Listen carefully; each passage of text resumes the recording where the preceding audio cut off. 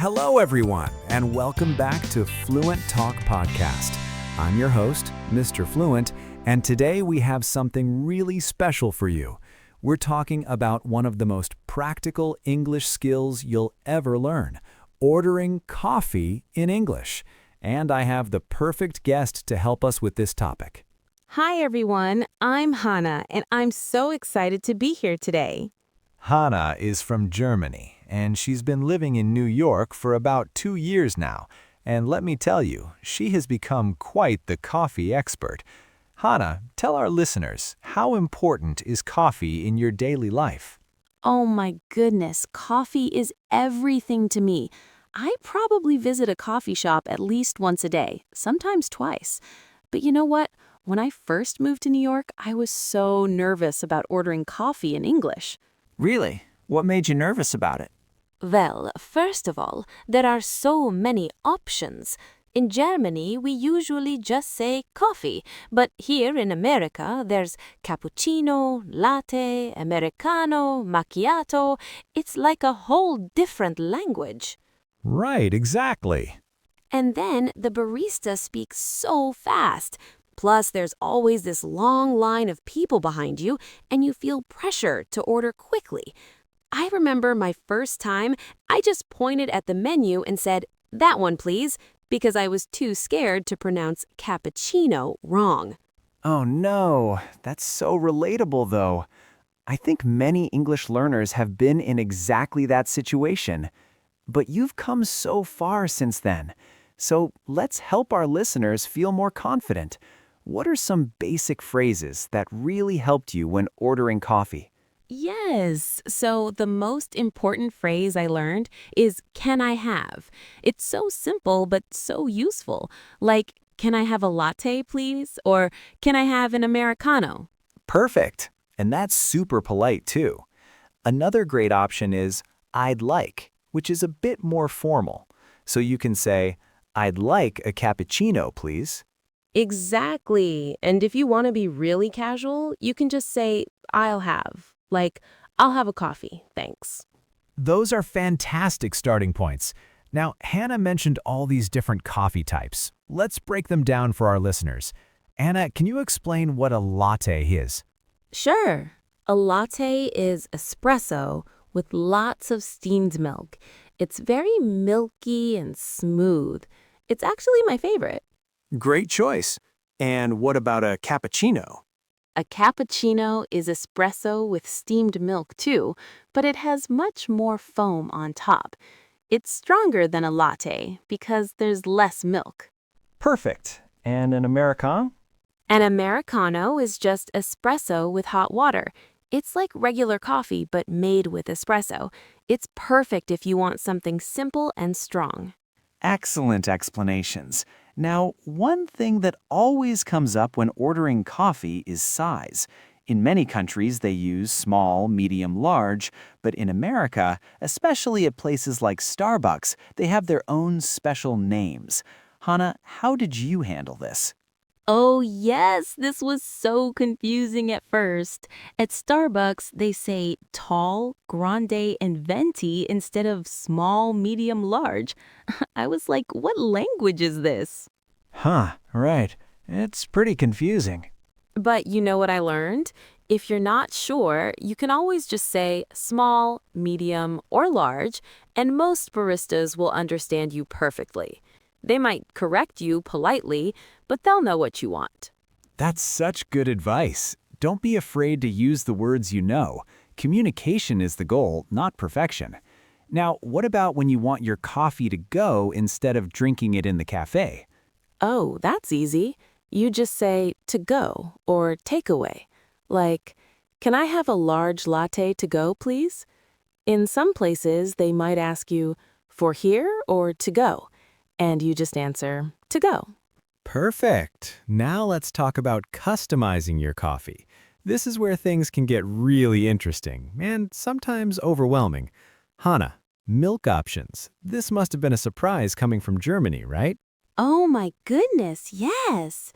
In Germany, milk is milk, you know? But here they ask, what kind of milk? And I'm thinking, what do you mean, what kind? Right. There's regular milk, oat milk, soy milk, almond milk, coconut milk, and they all taste different. My advice is to try different ones and find what you like. I love oat milk now. It's creamy and a little sweet. Oat milk is really popular these days. So if you want to try it, you can say, "Can I have that with oat milk?" Or, "I'd like almond milk instead of regular milk, please." Exactly. And don't worry if you don't know all the options. You can always ask, "What milk options do you have?" They're usually happy to tell you. That's a great question to remember. What about sweetness? How do you handle sugar in syrups? Oh, this is fun. There are so many flavors. You can add vanilla, caramel, hazelnut, cinnamon. If you want it sweet, you can say, "Can you add some vanilla syrup?" Or, "I'd like 2 pumps of caramel, please." Nice. And what if you want regular sugar instead of syrup? You can say, "Can I have some sugar on the side?" Or, "Could you add 1 sugar, please?" Usually, there's also sugar available where you pick up your drink, so you can add it yourself. Perfect. Now, Hanna, let's talk about something really important for our listeners: confidence and politeness. What advice would you give to someone who's nervous about making mistakes? Oh, this is so important. First, remember that baristas are usually very patient and helpful. They want you to get the drink you want, so they'll work with you to understand. That's true. Second, always say please and thank you. Americans love politeness. Even if your English isn't perfect, being polite will make everyone happy to help you. Absolutely. Politeness is universal. What about when you don't understand something the barista says? Don't be embarrassed to ask. You can say, "Sorry, could you repeat that?" Or, "I didn't catch that. Could you say it again?" Or even, "Could you speak a little slower, please?" Most people are understanding. Those are excellent phrases. And you know what? Even native speakers sometimes need things repeated in noisy coffee shops. It's completely normal. Exactly. And here's a funny story. Last week, I was ordering my usual latte, and I said, "Can I have a large latte with oat milk, please?" But the music was so loud that the barista thought I said goat milk. Oh no. What happened? She looked at me so strangely and said, "We don't have goat milk." I was so confused until I realized what happened. We both started laughing, and I said, "Oh no, oat milk, like the grain." It was actually really fun. That's hilarious. And it shows that these little misunderstandings happen to everyone. The important thing is to laugh about it and clarify. Speaking of clarifying, what are some common mistakes that English learners make when ordering coffee? Good question. One mistake I used to make was with pronunciation. I would say cappuccino like it's written, but in English, it's more like cappuccino. Right, that's tricky. Also, sometimes people forget to say if they want it hot or iced. In summer, many places will ask hot or iced. If you want it hot, just say hot. And if you want it cold, say iced. That's a great point. And what about when you need to pay? This is another area where English learners sometimes feel uncertain. Oh, yes. So usually the barista will tell you the total. Like, that'll be $4.50 for $4.50. You can pay with card or cash. If you want to pay with card, you can say, "Can I pay by card?" Or just hold up your card. Perfect. And tipping. This can be confusing for international visitors. What's your experience with that? Yes, tipping culture here is different. For coffee, it's not required like in restaurants, but it's nice to leave a small tip, maybe 50 cents or a dollar. Many places have a tip jar, or you can add a tip when you pay with card. That's helpful to know. Now, before we wrap up, I want to ask you this. What would you say to someone who's still feeling nervous about ordering coffee in English? Start simple. You don't need to order a grande iced vanilla latte with oat milk, half the syrup, and extra foam on your first try. Just order a regular coffee or a simple latte. Build your confidence slowly. Great advice. And remember, coffee shops are actually great places to practice English because the interactions are short and friendly. The worst thing that can happen is you get the wrong drink. And even then, most places will happily make you a new one. I love that perspective. Coffee shops as English practice spaces? That's brilliant. Hanna, this has been absolutely wonderful. Thank you so much for sharing your experiences and tips with our listeners. Thank you for having me. This was so much fun. I hope our listeners feel more confident about ordering their next coffee. And to all our amazing listeners, remember, every coffee order is a chance to practice and improve your English. Don't be afraid to make mistakes, be polite, and most importantly, enjoy your coffee. Yes, go out there and order with confidence. Perfect. Thank you all for joining us on today's Fluent Talk podcast. If you enjoyed this episode, please share it with your friends who are learning English. We'll see you next time with another practical English lesson. Until then, keep practicing and stay fluent. Actually, before we finish, I think our listeners would really benefit from some practice scenarios. Hanna, would you mind if we do a quick role play? I'll be the barista, and you can demonstrate how to order confidently. That's a great idea. I'd love to. This will be really helpful for our listeners to hear a realistic conversation. Good morning. Welcome to Central Coffee. What can I get started for you today? Good morning. I'd like a medium latte with oat milk, please. Oh, and could you make that iced? Absolutely. One iced medium latte with oat milk. Would you like any flavoring in that? We have vanilla, caramel, or hazelnut available. Could I try the vanilla? Just a little bit, please. Maybe one pump? Perfect. 1 pump of vanilla in your iced medium latte with oat milk. Anything else for you today? Maybe a pastry to go with that? No, thank you. Just the latte is perfect. How much will that be? That'll be $5.25. Will that be cash or card today? I'll pay by card, please. Thank you so much. Perfect. You can insert your card right there. We'll have your iced latte with oat milk and vanilla ready in just a few minutes. You can wait over there by the pickup counter. Thanks for coming in. Excellent. That was a perfect example of a smooth coffee ordering experience. Listeners, did you notice how Hanna structured her order? She started with the basics and then added the customizations clearly. Yes, and I made sure to be polite with please and thank you. Also, when the barista offered flavoring, I didn't feel pressure to say yes immediately. I took a moment to consider it and even specified just a little bit, which shows you can customize your order however you like. That's a great point about taking your time. Now let's talk about building your coffee vocabulary beyond just the basics. Hanna, what are some words that confused you when you first started visiting American coffee shops? Oh, there were so many. First, shots. I thought they were talking about alcohol, but a shot of espresso just means one serving of espresso. And pull a shot means to make espresso. Then there's crema. That's the foam layer on top of espresso. Those are great examples. And what about foam versus froth? They're basically the same thing. That airy, bubbly milk that goes on top of drinks like cappuccinos. Some places might ask if you want extra foam or light foam. Right, and steamed milk was confusing too.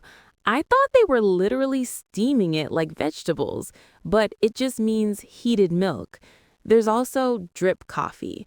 That's regular coffee made with a coffee machine, not espresso-based drinks. Excellent vocabulary lesson. Now, one thing many English learners struggle with is understanding baristas who speak very quickly, especially during busy times. Hanna, what strategies helped you with this? This was actually one of my biggest challenges. What I learned is that baristas often use the same phrases over and over, like, "What can I get started for you?" or "Room for cream?" which means, "Do you want space in your cup for milk or cream?" Once you know these common phrases, it gets much easier. That's so smart. Here are some other phrases you'll hear constantly. For here or to go. What size? Any room for cream? Will that complete your order? And your drink will be ready at the pickup counter. If you memorize these, you'll understand 90% of what baristas say. And don't forget about body language. Even if you don't catch every word, you can usually tell what they're asking from context. If they're holding up different sized cups, they're probably asking about size. If they're pointing to the payment terminal, they want you to pay. That's excellent advice. Now, something interesting about America is that coffee culture can be quite different depending on which city or region you're in. Hannah, have you noticed any differences when traveling around the United States? Oh, yes. When I visited Seattle, everyone was so serious about their coffee. They talked about single origin beans and brewing methods. In New York, people want their coffee fast and strong. But when I went to New Orleans, I discovered cafe au lait and beignets, completely different coffee culture. That's fascinating. And in the South, you might hear sweet tea offered alongside coffee options. In California, you'll find lots of cold brew and kombucha on tap.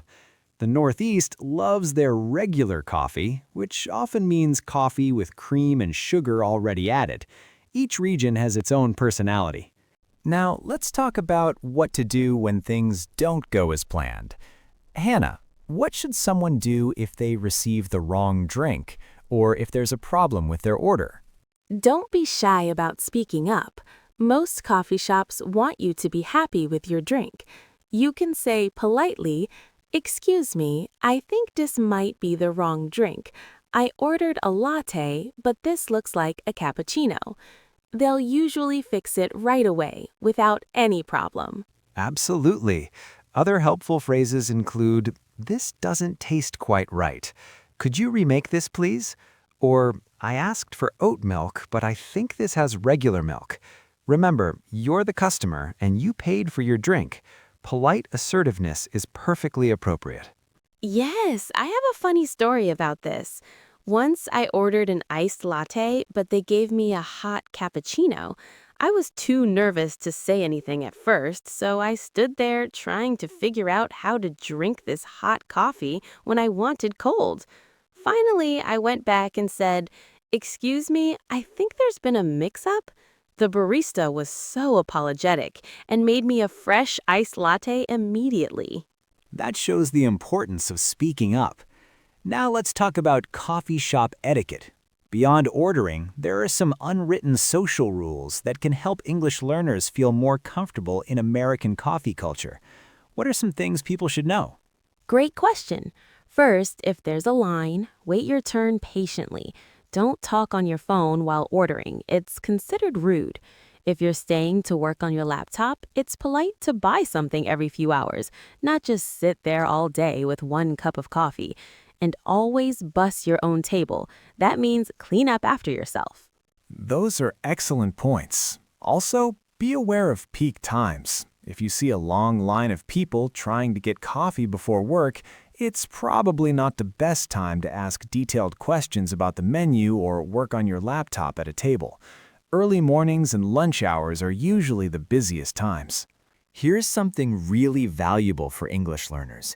Coffee shops can become fantastic places to practice English beyond just ordering. Hannah, have you made friends with any baristas? How has that helped your English? Oh, this has been amazing for my English. There's a coffee shop near my apartment where I go almost every day. The baristas know my name and my usual order now. They started asking me about my day, where I'm from, what I'm doing in New York. These short conversations are perfect for practicing casual English. That's wonderful. For our listeners, here's the secret: consistency and friendliness. If you go to the same place regularly and you're always polite and friendly, people will start to remember you. You can ask simple questions like, "How is your day going?" or "Is it busy today?" These natural conversations are gold for language learners. Exactly. And you learn so much casual English this way. Like, I learned phrases like my usual, running late, crazy busy today, and see you tomorrow. These aren't things you learn in textbooks, but they're how Americans actually talk to each other every day. Wow, what an incredible conversation we've had today. We've covered so much ground, from basic ordering phrases to role play practice, advanced vocabulary, regional differences, and even how to build friendships through coffee. I think our listeners now have everything they need to walk into any coffee shop with confidence. Absolutely. And I hope everyone remembers the most important thing. Coffee shops are friendly places. People want to help you, so don't worry about being perfect. Just be polite, be brave, and enjoy the process of learning. Every interaction is making your English better. Perfect way to end this. Thank you again, Hanna, for sharing your experiences and wisdom with us. To all our Fluent Talk listeners, your homework is simple. Go to a coffee shop this week and practice what you've learned. Start small, be polite, and remember, every coffee order is a step forward in your English journey. Thanks for joining us on this extended deep dive into coffee shop English. Keep practicing, keep learning, and we'll see you next time on Fluent Talk Podcast.